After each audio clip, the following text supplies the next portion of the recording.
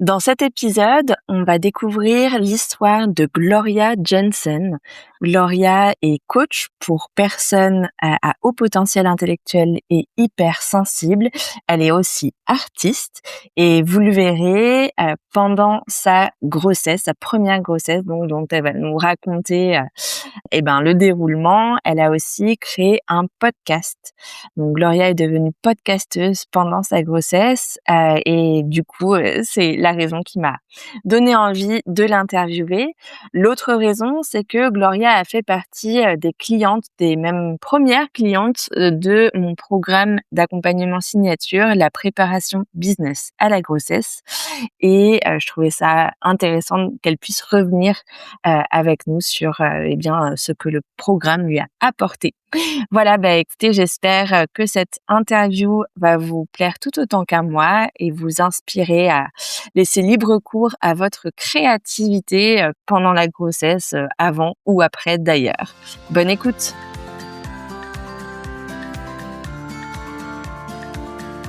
Merci beaucoup, Gloria, d'avoir accepté mon invitation. Je suis ravie de t'accueillir dans le podcast Grossesse d'entrepreneuse. Et je te remercie pour l'invitation. Je suis ravie d'ouvrir et de démarrer cette conversation avec toi autour d'un sujet qui compte. Ouais, on se le disait en off justement à quel point ça bouleverse, ça chamboule la maternité et d'autant plus quand on est entrepreneuse. Comme tu le sais, sûrement, moi j'aime bien démarrer mes interviews par une question qui n'a rien à voir avec l'entrepreneuriat ou avec la maternité, encore que. En fait, j'aime bien demander à mes invités comment, quand elles étaient enfants ou adolescentes, pardon, elles envisageaient l'équilibre pro-perso. Donc toi, quand tu étais plus jeune et avant que tu fasses ton choix d'études, est-ce que c'était quelque chose qui te travaillait? Est-ce que tu savais déjà si tu avais envie un jour de devenir maman ou pas? Est-ce que tu as orienté aussi tes choix professionnels en fonction de cette envie-là ou pas du tout? C'était pas du tout un sujet quand tu as grandi? Est-ce que tu peux nous raconter? C'est drôle, je pense qu'à ce moment-là, surtout enfant ou jeune adolescente, j'avais pas forcément cette notion. Équilibre pro perso, en tout cas, c'était pas vraiment, quelque chose que j'avais en tête. Par contre, je pense que ce qui était important, peut-être parce qu'on nous le pose beaucoup à l'école, c'est: «Qu'est-ce que tu veux faire plus tard?» Donc pour moi, le focus, c'était plus mon travail. Qu'est-ce que je veux faire comme travail? Quelle profession, quelles études plus tard? Parce en tout cas moi, on me posait souvent la question. Donc finalement la maternité, c'était plus on m'a jamais posé cette question et c'était plus une évidence, un parcours logique. Je me suis pas trop posé la question, j'ai pas trop pensé. Je sais que certaines mamans, c'est: «Ah, depuis que je suis enfant, je voulais devenir maman». Moi, c'était quelque chose qui existait, mais j'y réfléchissais pas particulièrement. OK, et du coup, quel choix d'études tu as fait? Qu'est-ce que tu voulais faire plus grande? Ouais, mais j'ai quand j'étais ado, j'aimais beaucoup faire du sport, enfin j'aime toujours. Et je faisais du trampoline en compétition, et j'avais envie de devenir coach sportif à l'époque, donc je m'étais dit: «Tiens, ça serait un truc, qui me plairait bien». J'adore faire du sport.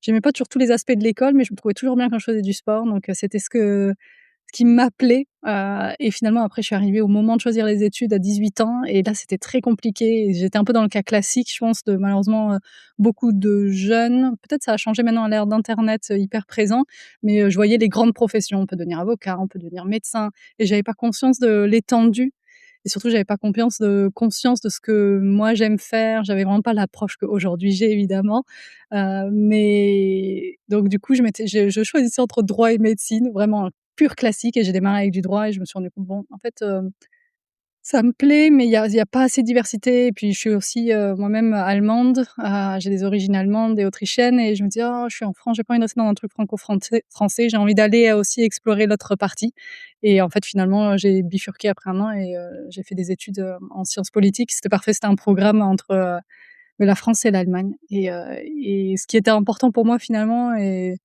c'est après, j'ai découvert un peu mieux en me connaissant moi-même, c'était vraiment cette diversité, d'avoir plein de choses différentes, de toucher à plein de choses différentes et comme ça me permet d'affiner ce que j'aime bien. J'avais beaucoup de mal avec l'idée de choisir un truc. Ça, c'était, Mmh. complexe pour moi. Je pense qu'il y a pas mal de multipotentiels dans les entrepreneuses qui se reconnaîtront Ouais. dans cette voilà, difficulté à choisir quelque chose.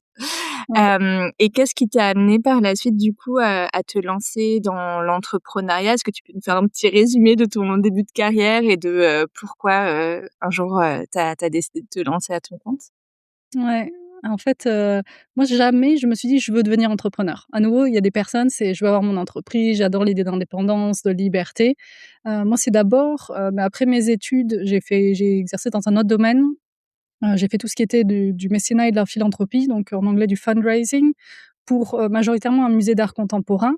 Et après j'ai ajouté d'autres missions plus dans le social, l'éducatif, donc c'était vraiment, trouver de l'argent pour, des causes qui m'étaient chères et qui avaient de l'impact. Donc finalement, c'était voilà, plus dans la logique ONG. Mais c'est drôle parce que maintenant que j'en parle, je me dis: «Mais l'entrepreneuriat, en tout cas si on a une logique business qui est très dans l'intégrité, dans les valeurs, dans avoir une mission, avoir un impact», finalement en fait, on collecte pas de l'argent, on est payé pour avoir un impact, et voilà, donc il y a une logique de profit derrière parce que la société fonctionne comme ça, on a besoin d'argent pour vivre.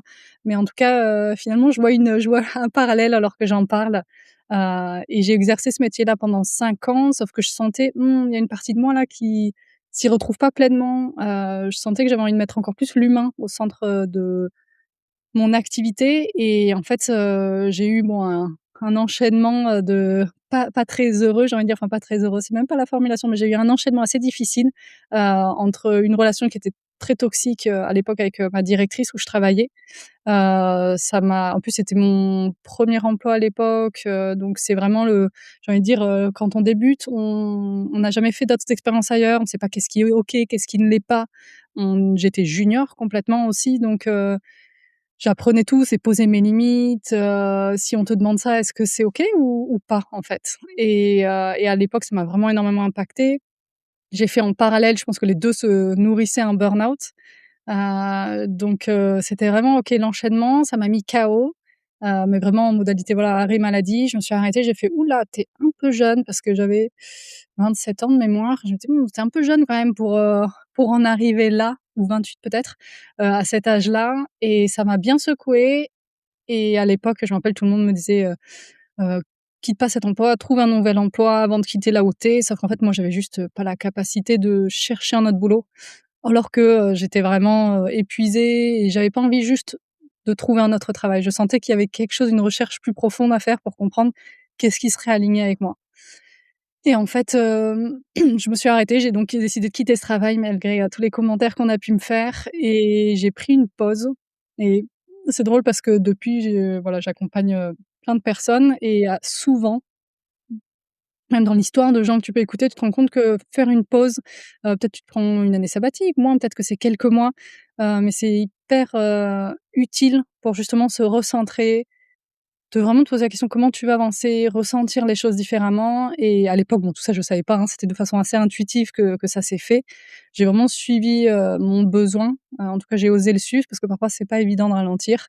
Et j'ai pris ce temps et c'est là où voilà, j'ai commencé à aller, je suis allée en Angleterre, je suis allée en Australie, j'ai bougé parce que moi je suis quelqu'un qui, bah, souvent là où je suis, ça me nourrit et ça m'aide à avancer. Donc c'est quelque chose, mais ça peut même être un court durée, hein. Parfois, on part dans un endroit et d'un coup, ah, il y a quelque chose d'autre qui s'ouvre pour nous. Et pour moi, ça a été clairement le fait d'être en Australie, puis le fait d'être en Angleterre. Ça a ajouté la partie anglo-saxonne qui compte aussi pour moi. Et en fait, j'ai rencontré une coach sur mon chemin. Et c'est vraiment, je remercie encore parce que c'est elle qui m'a fait prendre conscience de mes qualités, de ce que j'aime faire, de ce que je pourrais faire. Et je savais pas en fait, à l'époque quand j'étais bon, ça a duré quand même 1 an et demi, où j'étais même peut-être 2 finalement, entre le moment où je sentais que ça commençait à plus aller, ça me correspondait plus, avant que je trouve. Et je savais pas en fait qu'il y avait des professionnels qui pouvaient nous aider à faire ça. C'est con parce que je pense que plein de gens qui sont dans ton audience le savent évidemment parce que sinon ils t'auraient pas trouvé. Mais moi à l'époque je savais pas. Mmh. Et en fait, c'est vraiment elle qui m'a aidée à me dire: «Ah tiens, OK». Vraiment cette prendre conscience de mes qualités. Et comme j'étais en Angleterre, c'est vraiment le mindset anglo-saxon de: «OK, tu es jeune, mais en fait, tu as déjà plein de qualités et oui, tu pourrais exercer ce métier de coach». Je pense qu'en France, ce qu'on me disait, c'était, ben, les coachs, c'est les personnes qui ont, 50 ans, dans les 30 ans d'expérience, oui, eux, ils peuvent coacher. Mais toi, à nouveau, faut se remettre dans le contexte, j'avais 28-29 ans. Tu beaucoup trop jeune pour ça». Je sais qu'à nouveau, quand je parle aujourd'hui, c'était quand même il y a quelques années, c'était il y a 7, 8 ans.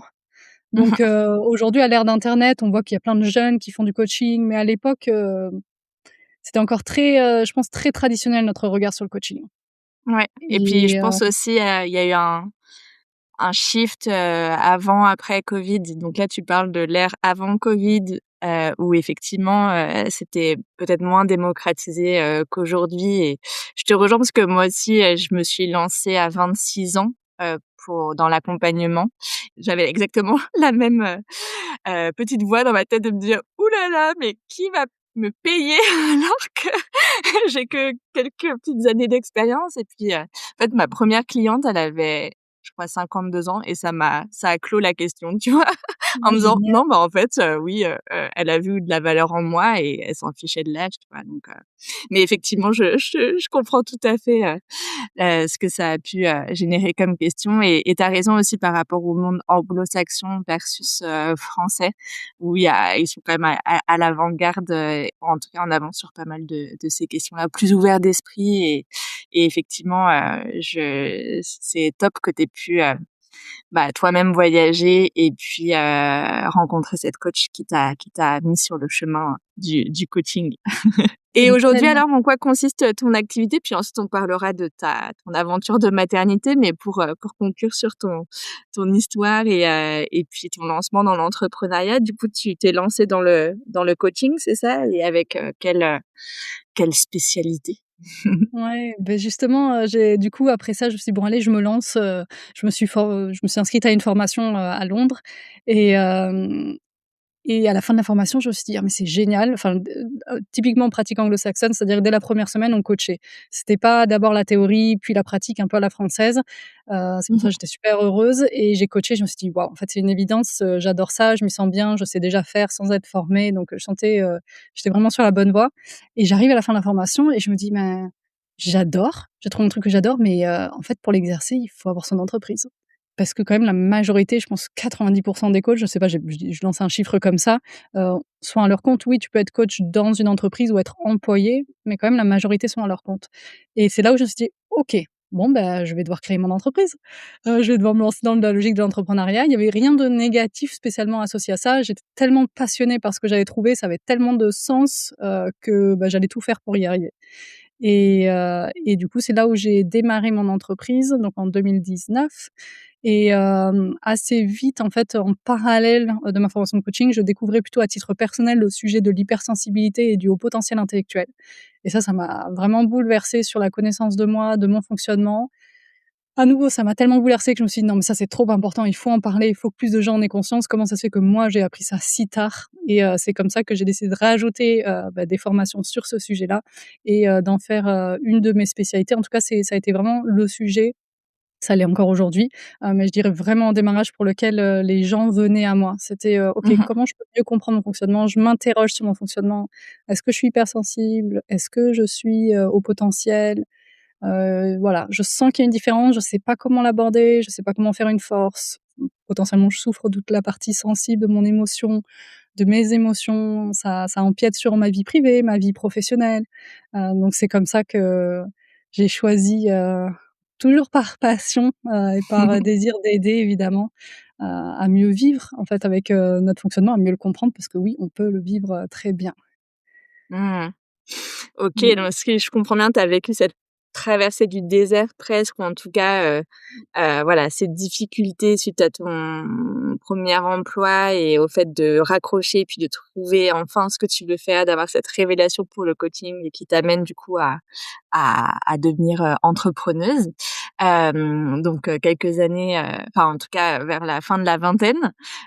Souvent c'est aussi la période de la vie où on commence à se poser la question, des enfants. Enfin, ça dépend un peu des gens, des milieux sociaux et de plein d'autres facteurs, notamment si on est en couple ou pas. Mais je sais que quand la trentaine approche, la plupart des femmes commencent à se poser la question des enfants. Est-ce que toi, c'était déjà, quelque chose qui était présent pour toi ou pas encore? Ou est-ce que tu en étais, du sujet, maternité qui t'avait pas tant effleuré que ça quand tu étais plus jeune?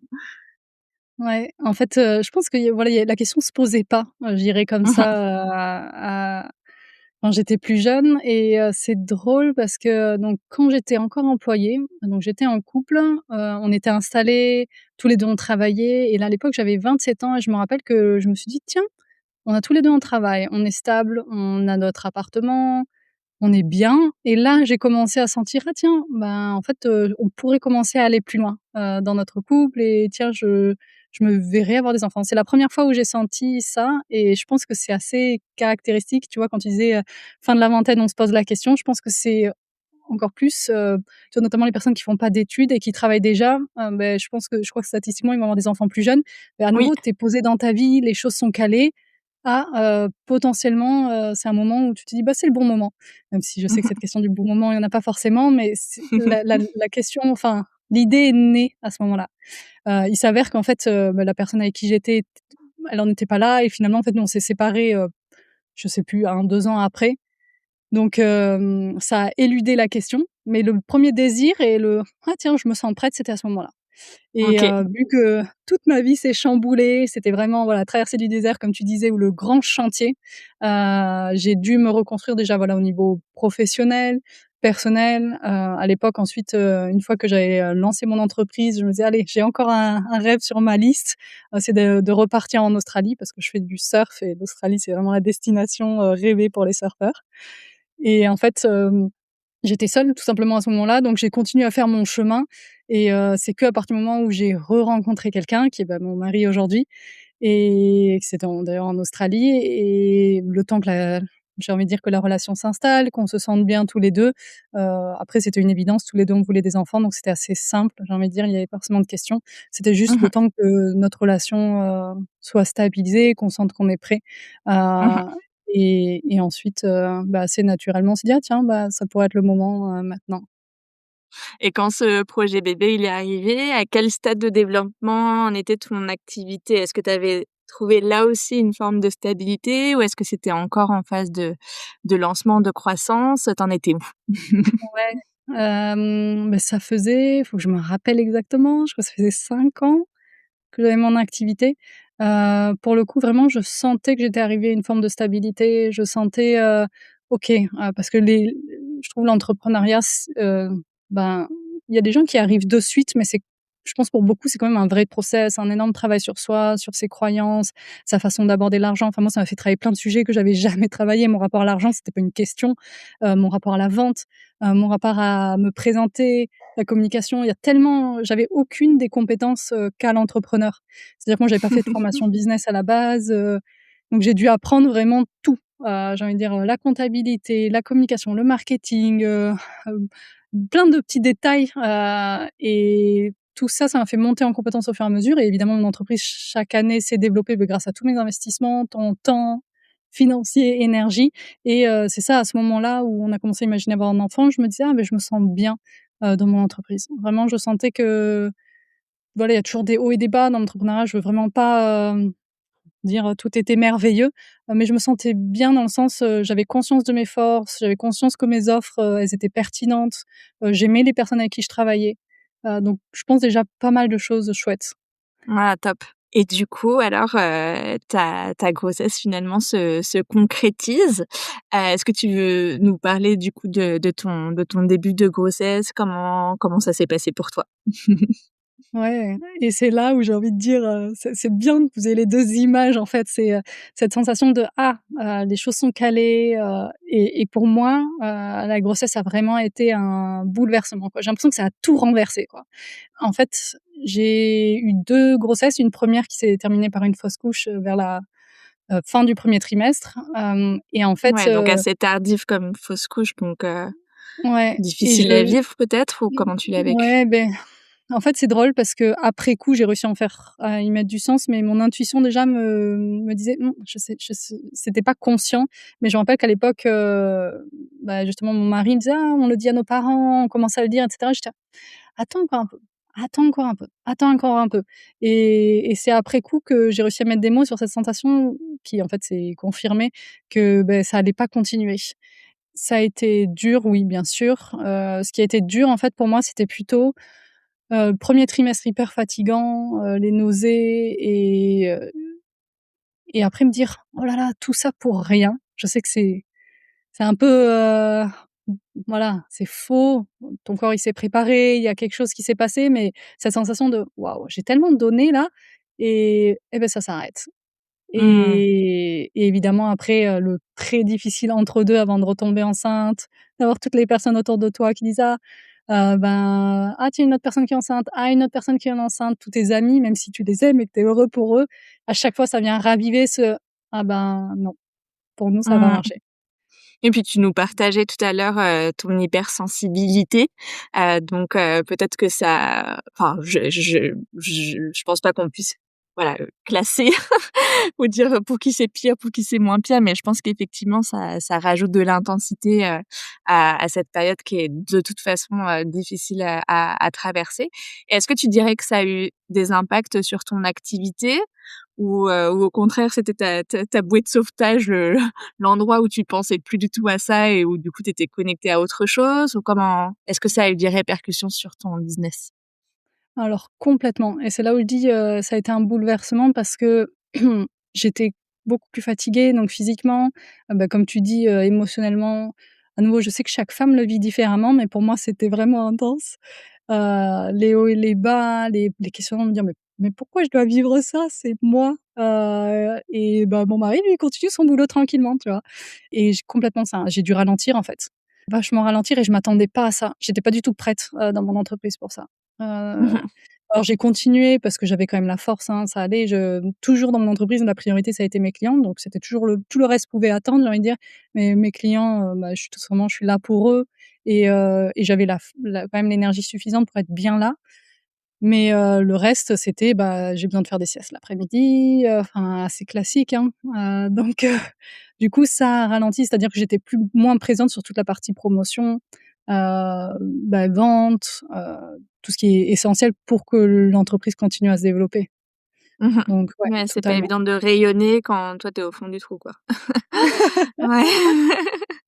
C'est ça. Ouais. OK, mais c'est super que tu puisses, tu vois, partager en toute transparence, voilà, comment tu l'as vécu parce que tu me disais que, voilà, tu avais une activité qui était relativement mature après 5 ans, qui était bien stabilisée et tout et au final, bah, oui, quel que soit on parlait tout à l'heure de, il y a pas vraiment de bon moment. En fait, voilà, il y a quel que soit le stade de développement où on est son activité, quand on est chamboulé comme ça, voilà, ça nous impacte de plein fouet et d'autant plus quand on voilà, quand on n'est pas, préparé parce que, bah, voilà, mine de rien, on en parle assez peu, et c'est pas toujours évident, voilà, de vivre quelque chose auquel enfin, qu'on n'avait jamais imaginé, en fait.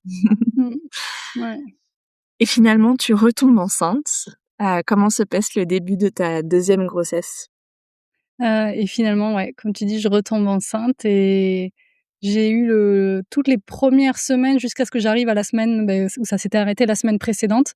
J'ai vraiment dû faire un énorme travail sur moi. Je me suis fait accompagner parce que je ressentais, bah, déjà de la tristesse, j'avais du mal à me réjouir. Je me disais: «Ah, je suis en train de revivre tous ces moments, mais avec ce souvenir passé». Et ça a été difficile au début. C'est drôle parce que c'est comme si ça a vraiment activé toute la partie, émotionnelle plus à ce moment-là. Parce qu'en fait, quand la grossesse s'est arrêtée précédemment, j'ai été vachement impactée au niveau physique, juste, j'étais super fatiguée. J'ai mis du temps à récupérer physiquement. Du coup, c'est comme si toute la partie physique avait pris le dessus même sur la partie émotionnelle Mmh. et En j'ai fait, eu c'est aussi un postpartum qu'on vit après une fausse couche, surtout à voilà, à la fin du troisième trimestre. Enfin, une fausse couche à n'importe quel stade, il y a une chute hormonale, mais d'autant plus, voilà, plus la grossesse est avancée, plus c'est comme un postpartum après un accouchement, d'un bébé en vie, quoi. C'est un vrai, voilà, physiquement, voilà, il y a une énorme, il y a un énorme impact physique, effectivement. Mmh. ah bah, tu vois, je savais pas ça et juste, je sais pas si je me suis bien exprimée, je t'ai dit à la fin je t'ai entendu dire à la fin du troisième trimestre, c'était à la fin du premier trimestre que c'est arrivé. Oui. Mmh Hem mh. et bah, c'est drôle ce que tu dis, mais c'est vraiment ça et je pense que j'ai pas aussi été bien accompagnée, mais c'était aussi ma démarche, au niveau santé et je pense que davantage de femmes, devraient être accompagnées, tu vois, en termes de compléments, de voir où tu en es, et ouais, il me manquait clairement des trucs. Je me suis fait la même réflexion, beaucoup plus tard, là, je saute en avant sur la question de l'allaitement. On n'accompagne pas les femmes, sur l'allaitement, alors que l'allaitement puise dans toutes tes ressources en postpartum. OK, c'est quoi ce dont tu as besoin, au niveau physique? C'est un peu je fais le parallèle. Je reviens à là où on en était, et du coup, voilà, cette deuxième grossesse, cette fois-ci, moi, j'ai pas eu la peur qu'ont beaucoup de femmes de: «Oh et si ça s'arrête à nouveau?» parce qu'à nouveau, je suis très connectée à mon intuition et je savais que ça allait aller jusqu'à la fin. Il y avait pas de doute, mais vraiment zéro doute. Donc au moins j'avais je pouvais m'ancrer là-dedans. J'ai juste eu besoin d'un peu de temps pour vraiment digérer ce qui s'était passé, accepter, et à partir du moment où j'ai dépassé, la semaine fatidique où c'était passé, d'un coup j'étais là: «Ah c'est bon, hop là maintenant j'ai réussi à être beaucoup plus dans la joie et à vraiment me réjouir et à être dans le process». Ça c'était la partie chouette. Par contre, j'ai revécu à nouveau, j'ai envie de dire, un premier trimestre hyper fatigant, les nausées, avoir du mal à manger, toute cette partie-là et encore je te parle à toi qui je sais que tu as eu une grossesse, Mmh, bien plus difficile, tu vois? Donc je mesure mes mots, mais c'est je trouve que en tout cas pour moi la grossesse a été même de manière générale le deuxième trimestre ça allait mieux, heu, mais je m'attendais pas à ce que ce soit aussi impactant sur mon corps, sur mon état interne. Ça a généré plein de questionnements, ouais vraiment, que je Mmh. savais pas en fait. Soit j'avais pas assez lu dessus, je sais pas. Je savais sur le postpartum, mais beaucoup moins sur la grossesse.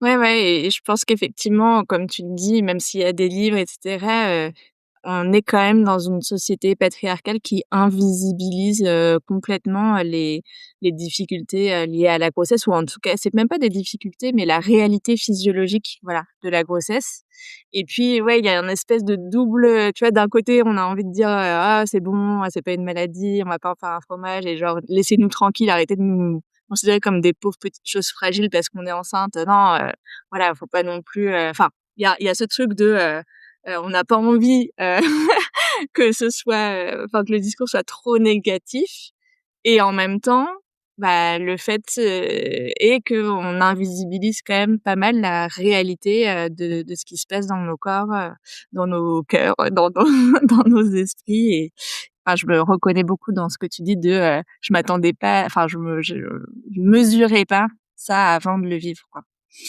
Hem Et côté business pour ce début de deuxième grossesse, est-ce qu'à nouveau, tu as senti, ce besoin de ralentir? Comment ça s'est passé?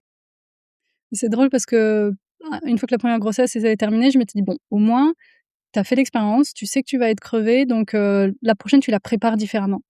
Et en fait, j'ai eu 4 mois entre les 2, sauf que j'ai eu un souci, énorme au niveau juridique, quelque chose à régler dans mon entreprise, que j'avais pas vu et ça m'a pris énormément de temps. C'était vraiment au niveau administratif, j'ai dû revoir énormément de choses dans mon entreprise. Au niveau compta, enfin bon, c'était vraiment assez complexe et j'étais très contente, après coup, une fois que je suis retournée enceinte, je me suis dit: «Heureusement que je suis pas tombée enceinte parce que ça m'a généré pas mal de stress» et j'avais vraiment besoin d'énergie à ce moment-là et en fait, vu que ça m'a pris beaucoup de temps de gérer tout ça. J'ai pas du tout eu le temps de préparer comme ce dont j'avais pris conscience en fait finalement pour la première grossesse et mais voilà, c'est la vie, hein et je me suis réengagée donc dans cette, seconde grossesse, de toute façon ça arrive quand ça arrive et à nouveau, j'ai dû ralentir, et de manière générale, hein, si je fais un résumé sur toute ma grossesse, mon entreprise, j'ai continué à être là pour mes clients comme d'hab, toujours ma priorité. J'avais quand même j'ai envie de dire, j'ai quand même c'est pas comme si ça peut s'arrêter d'un coup dans le sens où j'ai déjà mis beaucoup de choses en place. Voilà, beaucoup de personnes me trouvent via des recherches sur Google, enfin donc tout ça c'était en place, j'ai envie de dire, j'en bénéficie encore. Je pense que c'est plus tard, davantage que ça impacte mais oui, moi j'ai dû ralentir dans mon entreprise à nouveau sur toute la partie plus, création, promotion, toute cette partie-là pour, voilà, me concentrer sur l'essentiel et me reposer de l'autre côté, en fait. Ouais, Ouais. complètement. Et tu parlais de préparation, tu as fait partie, bah, des clientes de la préparation business à la grossesse. Du coup, est-ce que tu te rappelles à quel moment, de ta grossesse tu as rejoint le programme? Et puis aussi quels étaient tes besoins à l'époque ou qu'est-ce qui t'a donné l'impulsion de rejoindre cet accompagnement? Mais tu vois, comme j'avais pris conscience, lors de la première grossesse de waouh, en fait, effectivement, faut préparer ton entreprise à la grossesse. Ce dont, à nouveau, on n'en parle pas, en fait, hein et c'est quand j'ai vu ton programme, j'ai fait: «Ah! Oui, Solène, pour le coup, elle a parfaitement compris un besoin, ça, c'est clair». Et c'est quand j'ai découvert, je pense, c'était dans mon premier trimestre, quelqu'un m'en a parlé, et je suis allée voir, je me suis abonnée à ton compte, parce que justement j'avais partagé, mes questionnements sur l'entrepreneuriat, grossesse et cetera et tu étais bien identifiée, donc on m'a partagé ton compte et je me suis dit: «Ah oui, en fait, c'est exactement ce dont j'ai besoin» et c'est là où je me suis engagée. Je me rappelle plus, je pense que j'ai commencé, c'était le 2e trimestre. Exactement et donc j'avais cette hyper conscience de ouais, il faut préparer tout ça. Je me rappelle que pendant que je l'ai fait, bah, tu t'en souviens peut-être, j'étais quand même très fatiguée et du coup, j'ai pas pu mettre en œuvre autant que j'aurais aimé, tout simplement et c'est là où moi je t'ai dit et je sais que tu te bats aussi pour ça et c'est une bonne occasion là avec ton podcast de démarrer ce genre de choses, si vous pouvez, avant de tomber enceinte. Le plus tôt possible, c'est le mieux, parce qu'à nouveau alors moi j'ai des amis, leur grossesse ils étaient pas du tout aussi fatigués que moi, c'était en anglais on dirait seamless, genre c'était bon, oui je suis enceinte, au fur et à mesure ça prend de plus en plus de place mais pas bouleversé ou ça les a pas autant impactés donc elles, je pense que c'était pas un problème pour travailler, mais pour d'autres ça peut être beaucoup plus impactant et si vous pouvez démarrer avant, bah, faites-le. Si vous avez la chance d'écouter ce podcast, avant d'être enceinte ou vraiment au tout début, démarrez aussitôt que possible. Ça, c'est, Ouais. vraiment un message.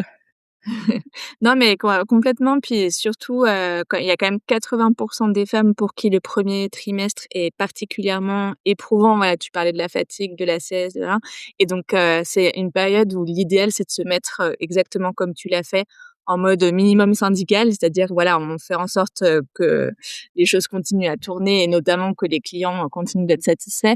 Mais voilà, c'est pas un moment où on va rajouter des trucs à sa to do.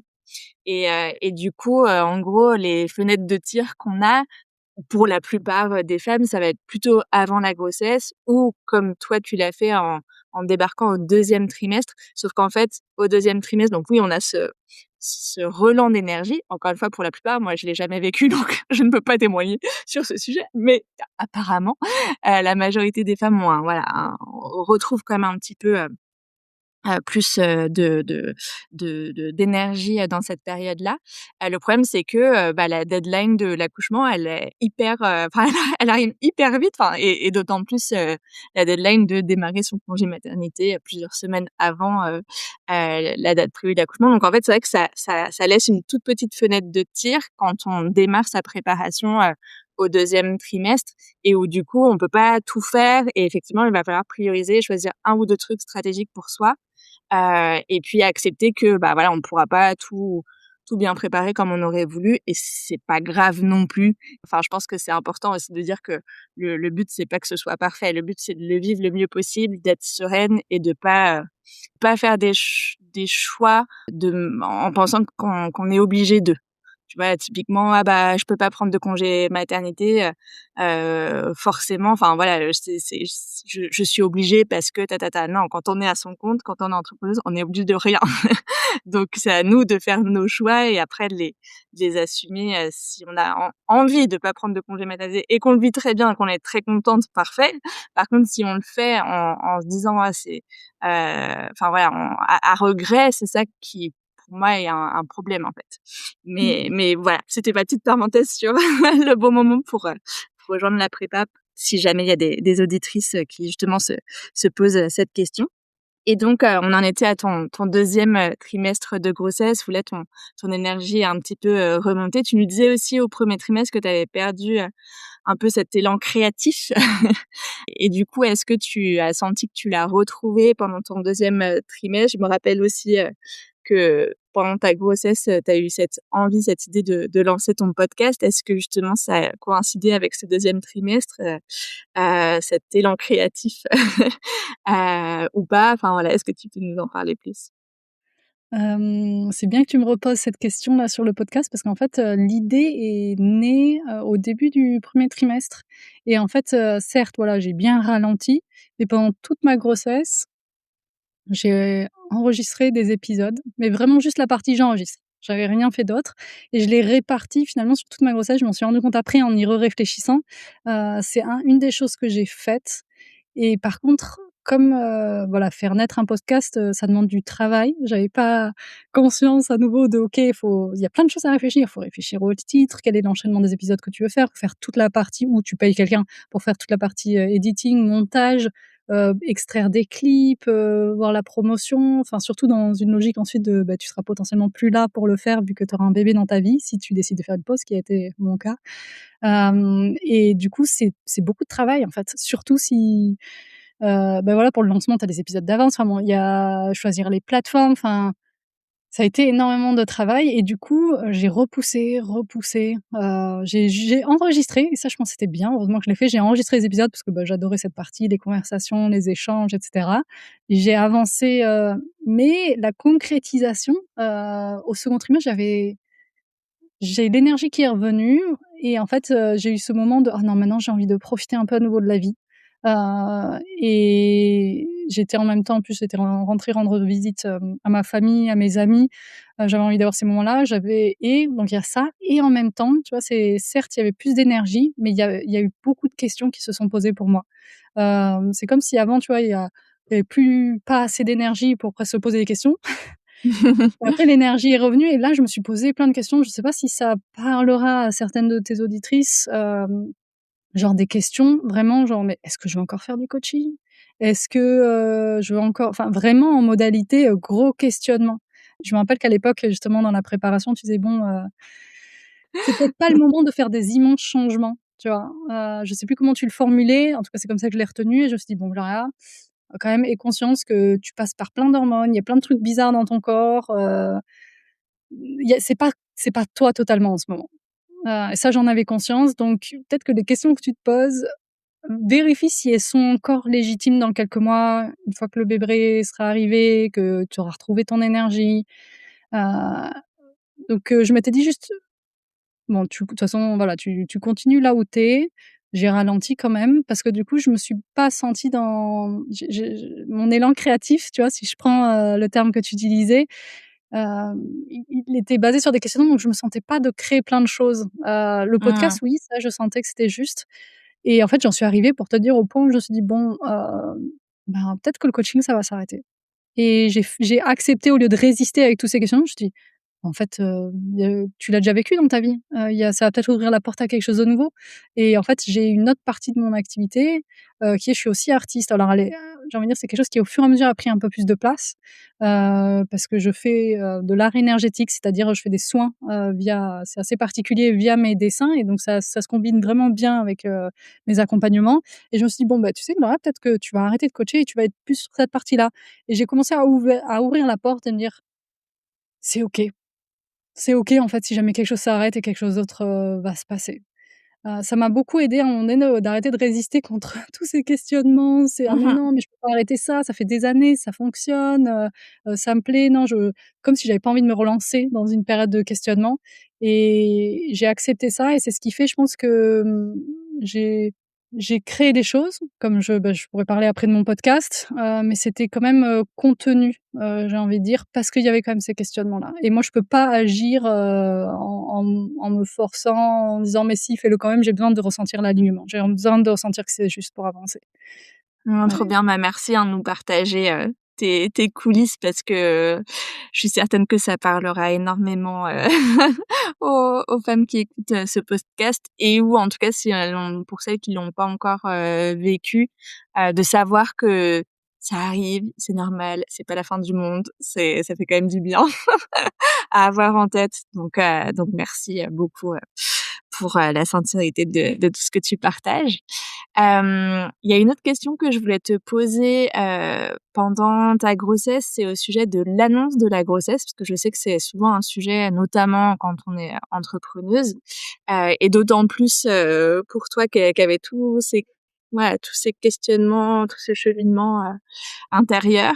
Est-ce que tu as communiqué, ou pas autour de tout ça? Voilà et des potentiels changements à venir pour ton activité ou en tout cas, de ta grossesse et de la maternité, est-ce que ça s'est traduit dans ton message, marketing? Ah oui, je l'ai annoncé au second trimestre. Franchement, je me sentais assez à l'aise avec cette partie-là, donc c'était assez simple, hein. Je l'ai annoncé sur les réseaux sociaux, ma newsletter, j'avais prévenu, les personnes que j'accompagnais et surtout, en fait, quand je commençais à avoir, mes appels de découverte justement qui commençaient à se rapprocher, tu vois? Second trimestre, moi j'accompagne les gens beaucoup sur la durée, en général 6 mois et là j'ai commencé à dire aux personnes: «Bah écoutez, voilà, c'est ça le contexte, moi je peux vous proposer ça ou alors ça sera après». Donc ça c'était plus en off, j'ai envie de dire avec, les personnes tout simplement qui venaient à moi parce que, beh, effectivement, fallait préparer, cette partie-là et Ouais. ouais. Et tu as fait quel choix d'ailleurs, parce que je pense que ça peut intéresser, pas mal des auditrices, qui vendent des services, sur la durée, que ce soit du coaching ou du web design ou autre chose d'ailleurs.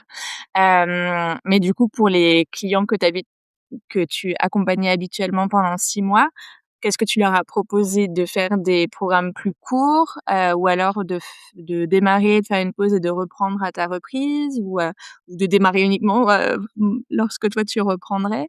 Alors là, j'ai fait totalement du sur-mesure. À nouveau, je me fie, aussi à mon ressenti, mon intuition par rapport à la personne.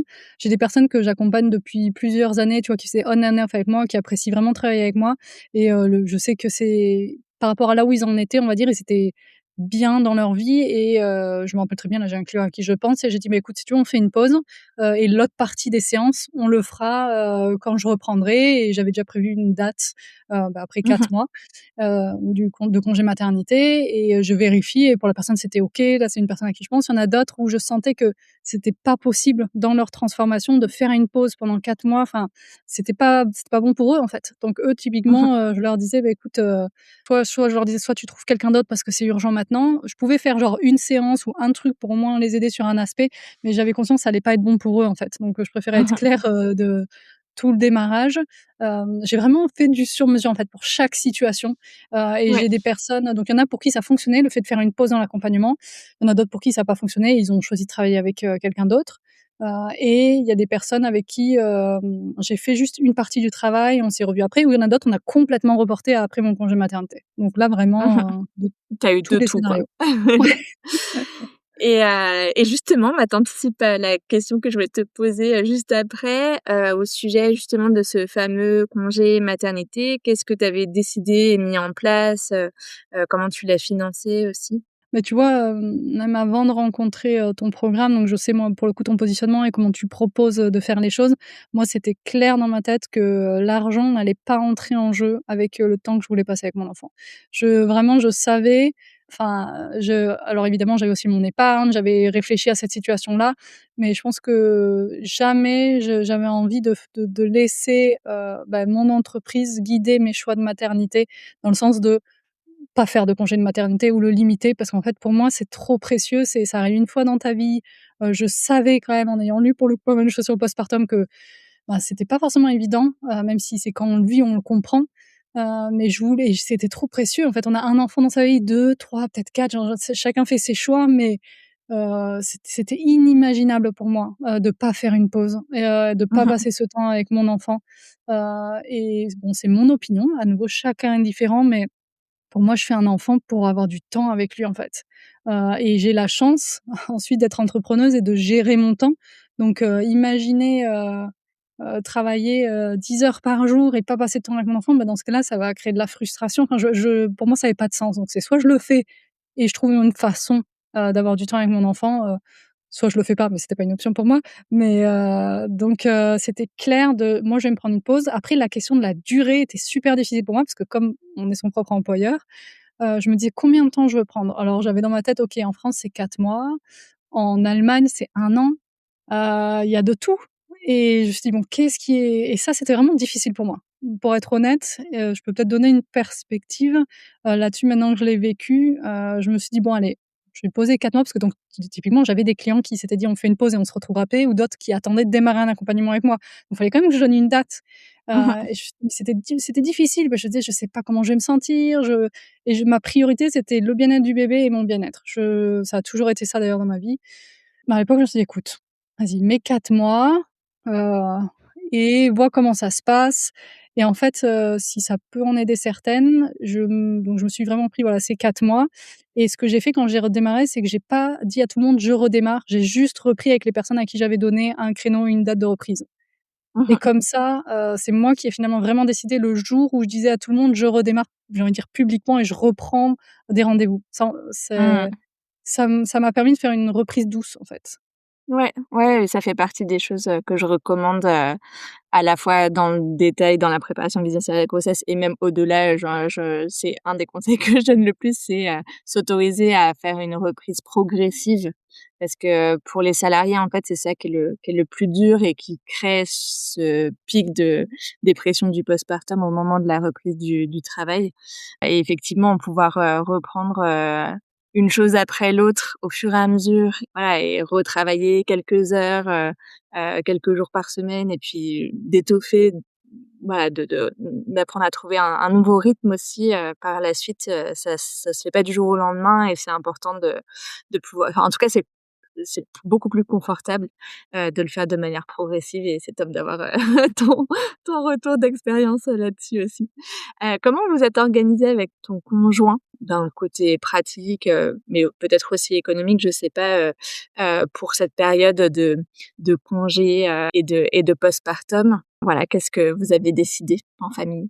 Tu vois, dans tous ces, chamboulements, dont je parle, ça a fait partie des gros chamboulements aussi que, j'ai traversés pendant la grossesse et où j'ai eu ce moment où je me suis sentie seule, alors que pourtant c'est vraiment pas le cas, j'ai envie de dire, de façon générale, dans ma relation, mais où je me suis dit: «Mais merde, il y a que moi qui ai à me poser certaines questions». À nouveau, lui, il continue comme d'hab avec son énergie, son travail, ça va pas être impacté, sa retraite va pas être impactée, ses rentrées d'argent vont pas être impactées et moi, par contre, je dois me poser ces questions-là.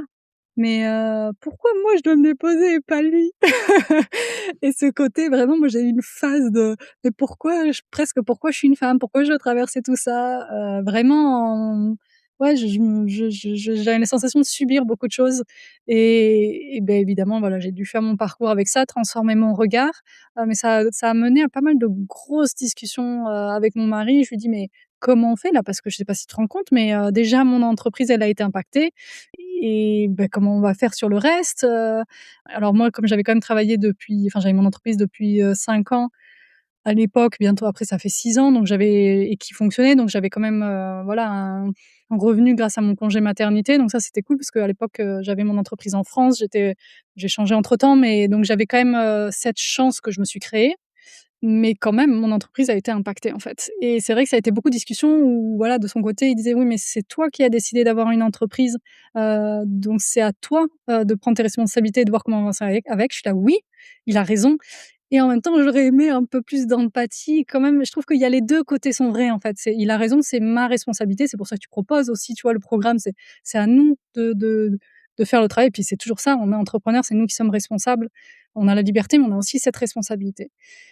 Mais je pense que pour lui, étant un homme, il vivait pas tout ce chamboulement à l'intérieur de lui et certes, oui, c'était à moi, mais c'était pas si facile que ça, alors que tu es en train de vivre tout ce chamboulement-là, en fait et tous ces questionnements, je veux dire, j'avais pas choisi tout cet aspect, associé, en fait. Du coup, tu vois, ça a été beaucoup de je savais à l'époque, beh, tu en parlais de c'est après coup, tu vois, je me disais: «Bon, beh, l'allaitement, par exemple, beh, voilà, c'est un cours en moins». Parce que moi, je trouve ça génial, j'en avais parlé d'ailleurs, je lui ai dit: «Mais tu sais que, Solène, voilà, le choix qu'ils ont fait, bah, elle reçoit justement de l'argent par rapport au fait qu'elle allaite, enfin voilà, on a eu plein de discussions par rapport à ça et c'est bien, je pense. Au final, c'est dur parce que tu as ces discussions à un moment où peut-être que c'est pas le plus agréable pour toi, mais en même temps, je pense que c'est bien de les avoir et ça emmène toute cette question aussi des finances dans le couple, et qui sont encore, je trouve, c'est une discussion permanente, tu vois? On continue à en discuter, à voir comment faire les choses. On n'a pas j'ai pas malheureusement ou heureusement, il y a j'ai pas forcément j'ai pas de solution à donner, mais clairement c'est, parce que je pense que c'est aussi personnel au couple, mais toutes ces questions, bah, comme beaucoup de femmes, d'un coup on devient maman et on se rend compte de: «Mmh, OK, comment je vais éviter l'inégalité, et comment je vais m'assurer qu'il y a une forme d'équilibre dans cette situation?» Au niveau financier, au niveau de tout le reste, mais en tout cas moi ça a démarré par cette hyper conscience aussi de l'aspect financier. Complètement. Et comment tu as vécu ton postpartum? Parce que tu nous disais tout à l'heure que, c'était une des choses à laquelle, dont tu avais conscience, en tout cas avant de le traverser. Comment ça s'est passé, pour toi finalement? Alors ce qui s'est passé pour moi, c'est drôle, je le dis parce que j'arrivais à la fin de la grossesse, voilà, je commençais à me concentrer, en dehors de préparer l'accouchement, aussi sur le postpartum et en fait, j'ai eu presque un moment, à force d'avoir entendu, pas mal de choses, j'ai envie de dire, négative, c'est pas le terme, mais quand même assez lourde. Parfois, je me dis: «Oh là là, mais j'ai même pas envie de le vivre ce postpartum», ou j'espère que la façon dont je vais positionner les choses, va pas créer cette sensation. Parce que moi, je l'ai eu parfois à force d'entendre des histoires. Moi, j'ai eu la chance que, bah, mon mari, finalement, son bouleversement à lui, il est arrivé le jour de la naissance de notre enfant, et bon, il y avait c'est son histoire, donc je peux pas rentrer dedans, mais il y avait déjà des questionnements au niveau professionnel. En fait, il a fait le choix, après avoir eu la première nuit, l'avoir eu dans ses bras, il a dit: «Bon, c'est décidé, je quitte mon travail». Et du coup, ça bon, c'était un process, enfin, il a pas pu faire du jour au lendemain, mais en fait, il a arrêté de travailler, et ça fait que et il avait aussi lui cumulé beaucoup de congés, donc même s'il avait pas il avait un congé de paternité, je pense que c'est 1 semaine, ou 2 peut-être, il a réussi à tout cumuler, et ça fait que moi, mon postpartum, je l'ai vécu avec lui, ce qui est très rare. J'ai eu cette chance énorme, Mmh. on a partagé ça à 2. Vraiment, pleinement à 2, tout, et là, moi, j'étais super contente parce qu'avec cette hyper conscience de j'ai pas envie de me retrouver à être celle qui gère tout, heu, ça vraiment c'était, plein de questionnements que j'avais ont été répondus, et j'ai la chance, voilà, d'avoir un mari qui est un papa hyper engagé, et vraiment, voilà, exceptionnel de plein de points de vue, donc ça fait que le postpartum immédiat vraiment, évidemment, on était fatigués, évidemment, enfin, il y a plein d'aspects, mais a été, une chouette expérience partagée à 2. Vraiment, privilégiée. Je trouve qu'on a eu plein de moments privilégiés, ensemble dans cette, début Ah de génial. parentalité. Ouais. Ah c'est super, quand ça peut se passer comme ça, effectivement. Et ta reprise, du travail après cette petite bulle à 3, comment ça s'est passé? J'aime bien, moi j'avais entendu Anna Roy dire: «Le postpartum dure 3 ans», et je trouve que c'était bien d'avoir entendu ça, parce que bon, là, dans notre, situation, on a accueilli un bébé qui dormait vraiment très mal et qui se réveillait beaucoup la nuit. Alors au démarrage, c'est normal quand ils sont tout petits, tout le monde, vous dira: «Les nouveau-nés, c'est normal, le rythme du sommeil». Mais nous, ça a continué, et du coup, moi, j'ai l'impression que mon postpartum a duré 14 mois, c'est-à-dire à partir du moment où il a commencé à dormir, mais c'est pas chaque nuit, mais c'est très récent finalement. Il a bah, voilà, après 14 mois, plein de choses qu'on a mises en place, il a commencé à dormir. Du coup, en fait, la reprise, j'ai dû toute ma première année d'entreprise, après la naissance, bah, en fait, j'ai dû continuer à ralentir, et je dis ça parce que donc, bah, je m'étais bien posé la question de comment je vais reprendre, qu'est-ce qui va se passer? Alors il y a mes choix, mais il y a évidemment d'autres choses qu'on contrôle pas, bah, notamment, bah, l'état de nos enfants, et là, c'était, les nuits, et du coup, quand je dis voilà ma grossesse, enfin la maternité, elle a impacté mon entreprise dans le sens, faut imaginer donc, 1re grossesse, 1er trimestre, pause de 4 mois, nouvelle grossesse. J'avais entendu, comment elle s'appelle? J'ai plus son nom, une doula qui est très connue d'ailleurs avait dit: «Mais si jamais tu enchaînes et que tu as une fausse couche, ta grossesse elle va pas durer 9 mois, mais potentiellement 15 mois, potentiellement 16 mois», et c'était vraiment ça la sensation que j'ai eue. Ça m'a aidée à nouveau à poser des mots dessus. Donc j'ai eu ces grossesses qui ont impacté, ralenti mon activité avec tous ces questionnements. Ensuite, bon, la pause que je m'étais prise, et là, pour le coup, j'y suis vraiment j'ai profité, je suis pas rentrée dans, voilà, mon entreprise. J'avais mis des choses en place. D'ailleurs, on en a pas peu parlé, mais ça m'a vraiment aidée sur le podcast. J'avais mis des choses en place, j'ai pu me reposer, et après quand j'ai repris doucement, à nouveau toujours le focus sur mes clients, mais j'avais pas l'énergie pour, vraiment repartir, bah, dû tout simplement à un terrible manque de sommeil, et en fait, ce que je dirais, si ça peut aider certaines, moi à l'époque je me dis: «Bon, on va voir après 4 mois». Je pense que c'est après 6 mois que vraiment j'ai commencé à sentir: «OK, maintenant je suis calée». Là je me sentais davantage apte à reprendre, mais en fait, c'est qu'après 1 an, c'est que maintenant depuis 1 mois que, bah, en fait, maintenant j'ai repris mon activité parce que je dors. C'est très simple, très direct, mais ça en fait, à nouveau, hein, c'est une torture, on le sait, le manque de sommeil.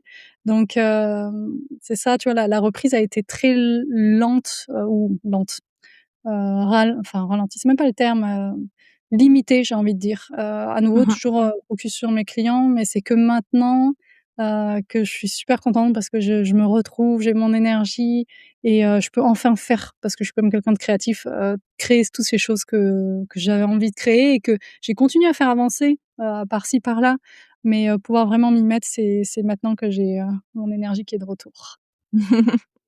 Et comment est-ce que tu l'as vécu, ce ralentissement forcé ou en tout cas cette longue période, voilà, où tu peux pas faire tout ce que tu aimerais faire? Est-ce que ça a créé chez toi, de la frustration? Quelles ont été les émotions, que tu traversées? Et c'est là que je trouve que la grossesse, pour moi, était une parfaite préparation au postpartum. Parce que toute la frustration, l'énervement, enfin ce dont je parlais, pendant la grossesse de: «Mais pourquoi ça m'arrive à moi?» et se intégrer le fait que, en fait, physiologiquement, c'est nécessaire de ralentir. Je l'ai vécu pendant la grossesse et du coup, pendant le postpartum, c'était une bonne continuation en termes de: «OK, bon, je l'ai déjà vécu différemment, ça a rien à voir, mais cette, OK, conscience que tu peux plus faire comme avant, en tout cas pendant un temps». Et ça m'a aidée. Après, je dirais, et donc j'ai mon propre podcast, j'en parlais, j'ai eu ce premier temps où, je pense que c'est notamment typiquement le comparatif des réseaux sociaux. Tu sais, tu regardes les réseaux, tu vois: «Ah, telle personne, elle dit: "J'ai fait ci, j'ai fait ça dans mon année"». Et moi, j'étais 6 mois dans mon année.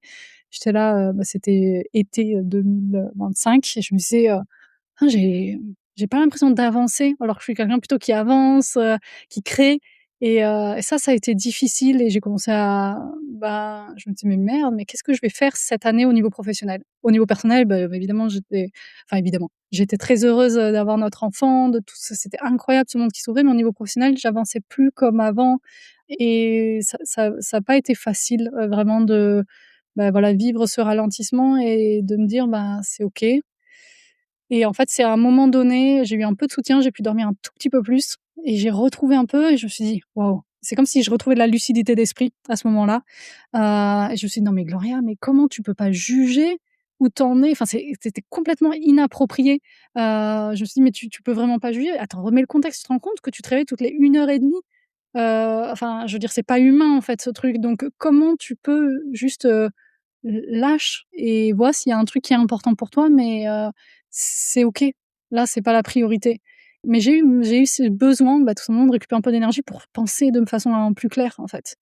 Et après avoir passé ce moment-là, j'étais plus, parce que finalement je trouve le plus dur c'est l'autocritique ou le regard sur soi et à ce moment-là j'ai changé et j'ai fait: «Non mais en fait, Laura tu es une warrior, tu te rends compte que tu dors pas et tu es quand même en train de faire, tu es quand même en train de réussir à avoir le sourire tous les jours, tu essayes, tu vois, d'être là pour ton enfant, de continuer à avoir ton podcast qui roule et que les choses fonctionnent». Et j'ajouterais, ça c'est je sais que tu en parles dans la grossesse, dans la préparation pour la grossesse, on n'en a pas parlé, mais pour moi, c'était le 3e trimestre où vraiment, le dernier mois où d'un coup mon énergie est revenue. Moi, c'est vraiment le moment où j'ai mis plein de choses en place et où finalement j'ai fait naître le podcast. Mais à ce moment-là, c'était clair pour moi, je pense qu'on en avait parlé aussi, j'ai trouvé quelqu'un pour m'aider et vraiment je pense que le podcast aurait pas vu le jour. J'aurais pas mon entreprise, elle aurait disparu, j'ai envie de dire, pendant cette année, de postpartum, si j'avais pas eu quelqu'un qui m'avait aidé justement à mettre en place moi j'étais quand même la créatrice derrière de la com, mais ensuite à faire tout dérouler, là où j'ai pas besoin d'être là, donc préparer les clips, les planifier, enfin tous ces trucs-là et je pense que j'aurais été hyper déçue que mon entreprise qu'elle soit plus présente en fait. Mmh. Ça aurait été plus dur de reprendre. Donc je me remercie, déjà d'avoir créé ce podcast, parce que ça m'a permis, j'avais préparé plein d'épisodes d'avance, de pouvoir même quand j'ai repris déjà des choses étaient encore là et par la suite, c'était plus facile à maintenir parce que quelque chose était lancé. Mais je me remercie en plus et je remercie souvent la personne que, j'ai choisie avec qui j'ai choisi de travailler, ouais, c'est ça qui m'a permis que mon entreprise continue à être présente alors que moi, j'avais vraiment besoin de dormir quand je pouvais et ouais et d'être Mmh. plus pour mon enfant, en fait. Je suis trop contente que tu, amènes le sujet parce qu'effectivement, la délégation, ça fait partie des grandes stratégies, à choisir, hein. Et aussi, ça rejoint, un point que tu abordais, tout à l'heure, tout ce qu'on met en place, pendant la grossesse, ça resserre 1000 fois, en postpartum. Et en fait, toutes les stratégies que moi je partage pour préparer son congé maternité, dont par exemple, dans le cas précis, la délégation, en fait, c'est une corde à son arc, supplémentaire pour la suite, et notamment quand tout ne se passe pas comme prévu, parce qu'en fait, ça ne se passe jamais comme on aurait aimé que ça se passe. Et en tout cas, la vie d'avant, faut faire une croix dessus. Et notamment, voilà, ton exemple, très précis, c'est, ne pas dormir pendant 14 mois. Bah, évidemment, avoir, pu, commencer à déléguer, en amont et pouvoir, du coup compter sur cette personne, c'est énorme. Même si, ça représente un coût financier parce que c'est souvent la raison pour laquelle, on hésite ou en tout cas on repousse le moment où on commence à déléguer, dans son activité. C'est un investissement qui s'avère hyper payant, notamment, quand on est jeune maman. Toi, est-ce que tu avais déjà délégué des choses, par le passé? Est-ce que c'était ta première expérience de délégation? Comment est-ce que tu as vécu cette décision d'investissement dans une période de gros ralentissement de ton activité? Dis-nous tout. Ouais, j'avais déjà délégué, je pense que c'était 1 ou 2 ans avant, j'avais commencé à déléguer une partie que j'aimais pas faire, avec vraiment cette conscience de: «Merde, tu es en train de repousser ça, mais juste ça t'emmerde, tu as pas de valeur ajoutée, donc trouve quelqu'un». Et à l'époque, j'avais trouvé quelqu'un, mais en fait, je pense, et elle était très bien, hein, la personne, mais c'était mon erreur de, j'avais plus l'impression de dépenser mon argent, et avec pas forcément de retour. Et en fait, l'erreur que j'avais faite, c'était plus, qu'est-ce que j'avais choisi de lui déléguer? Est-ce que c'était encore pertinent dans mon entreprise? Peut-être qu'en fait, c'était le moment de m'arrêter si vraiment j'avais plus envie de le faire. Donc, Mmh. je m'étais après coup, j'ai compris et du coup, j'avais arrêté parce que je me suis dit: Ça sert pas tant que ça à mon entreprise, j'ai eu l'impression plus de dépenser». Quand du coup je suis arrivée, voilà, à la grossesse, que je me disais: «Waouh, il y aura le postpartum», je me suis dit: «Non mais en fait, si tu veux faire naître ce podcast, tout seul tu y arriveras pas et en fait ça serait bien d'avoir quelqu'un». Bah, évidemment c'était quelque chose que tu partageais dans le programme.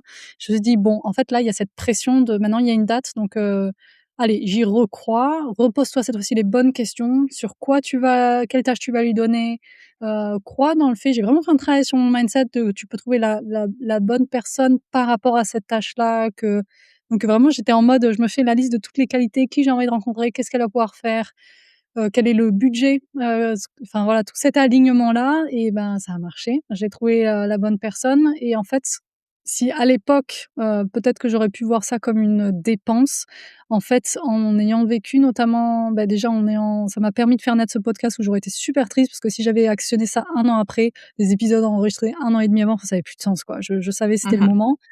Le fait qu'elle m'ait aidé à faire naître ça pour moi, alors que pendant la grossesse, je m'étais posé plein de questions, ça a été un aboutissement. J'étais super contente et je continue, même si effectivement, voilà, le postpartum, mon activité a ralenti, tout simplement, j'étais moins présente dans mon entreprise.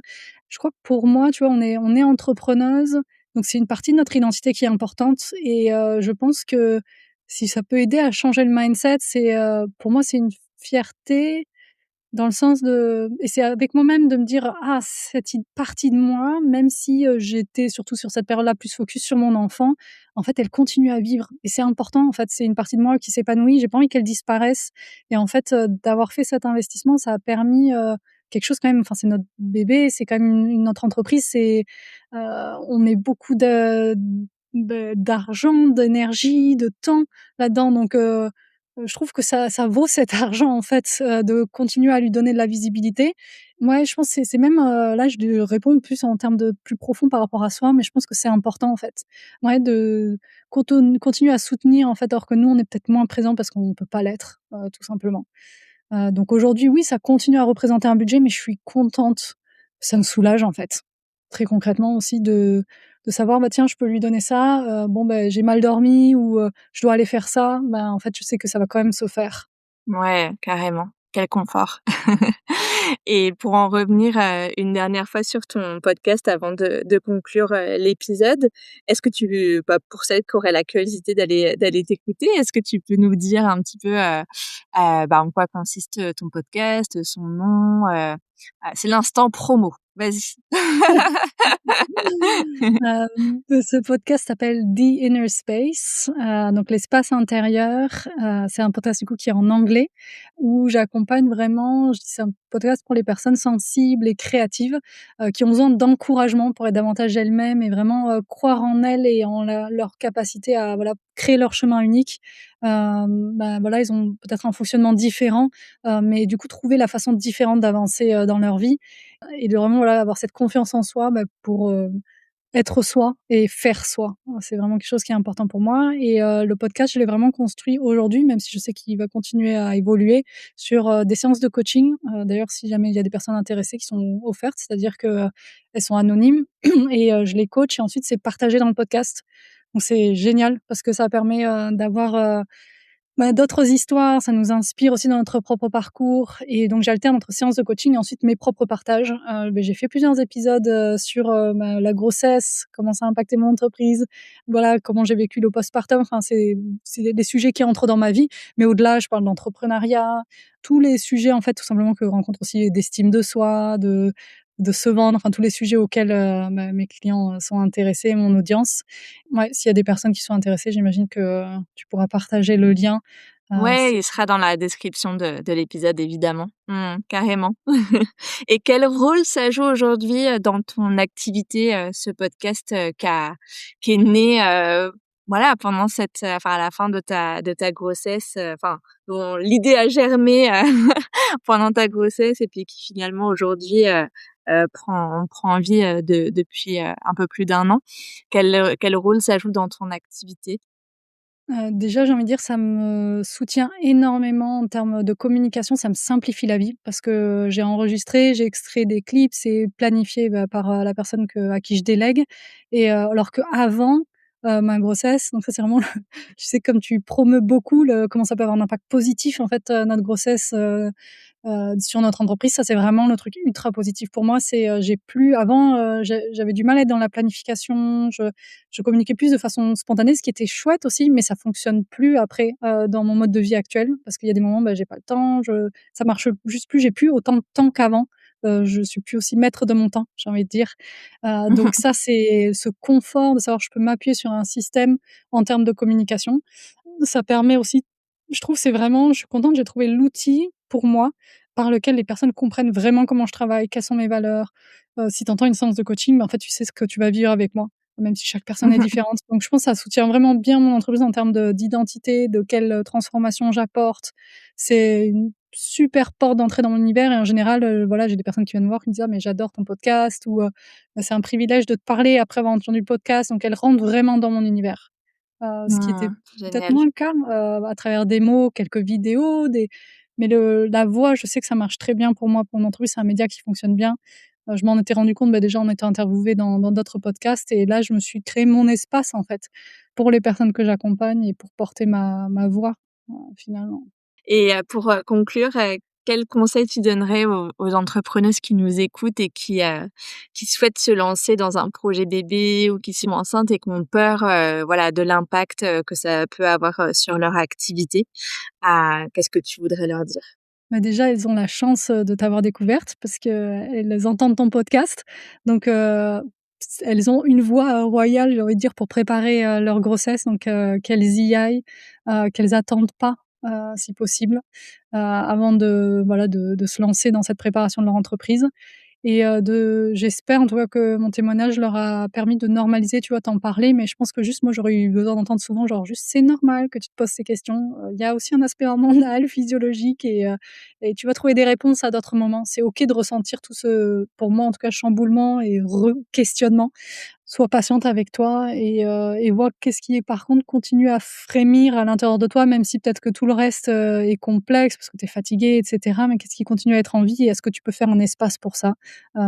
Potentiellement en étant soutenue, si en tout cas, ça t'a parlé mon partage.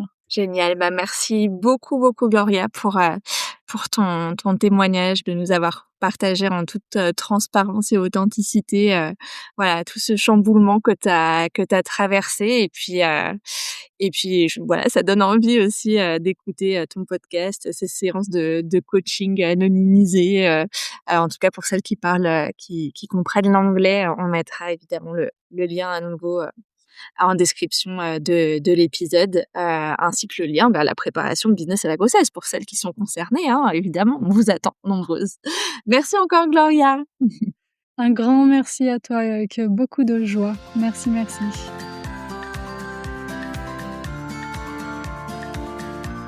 Un grand merci à Gloria pour son retour d'expérience et pour vous qui nous écoutez, si vous avez envie d'en savoir plus sur la préparation business à la grossesse, à savoir le programme d'accompagnement que j'ai créé et que je propose pour, tout simplement vous accompagner à préparer votre future grossesse et afin que votre activité ne soit pas freinée mais boostée par la maternité.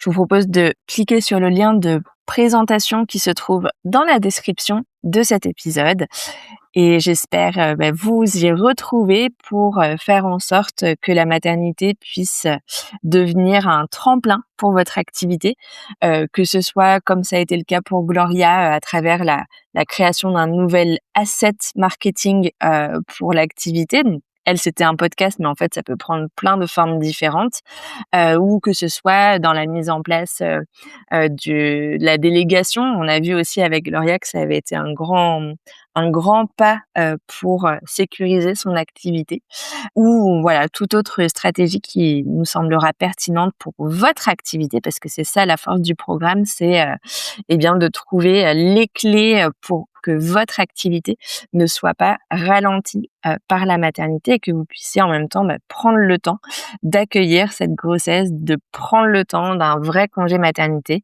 de prendre le temps aussi au moment de la reprise avec la transition et le fait de faire garder son bébé qui est pas toujours évident. Et pendant tous ces mois, ces années, j'ai envie de dire, parce qu'en fait, entre l'avant, le pendant et l'après-grossesse, moi j'accompagne mes clientes pendant, au moins, 18 mois, voire 2 ans. Et ben, voilà, il faut faire en sorte que l'activité puisse non seulement tenir le coup, mais pourquoi pas en ressortir grandi et c'est vraiment ça, que je vous apporte dans la prépa business à la grossesse. Donc voilà, moi je vous retrouve la semaine prochaine pour un nouvel épisode et d'ici là, très belle semaine et à bientôt.